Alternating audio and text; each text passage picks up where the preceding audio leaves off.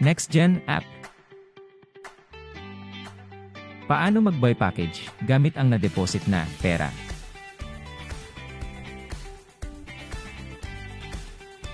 Dapat ay meron ka ng available balance. At pumili ng gustong package.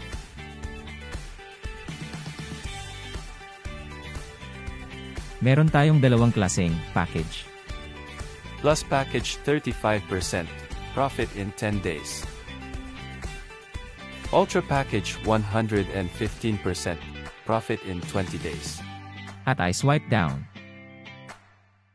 Pindutin ang next. Ilagay ang amount ng na-deposit mo. At pindutin ang submit. At ayan po nakapag-buy package ka na. At magpunta naman sa dashboard para makita ang package na in-avail. At mag-swipe down para makita ang package. At ito na yung na-avail mong buy package. At makikita rin dito ang exact maturity ng inyong package.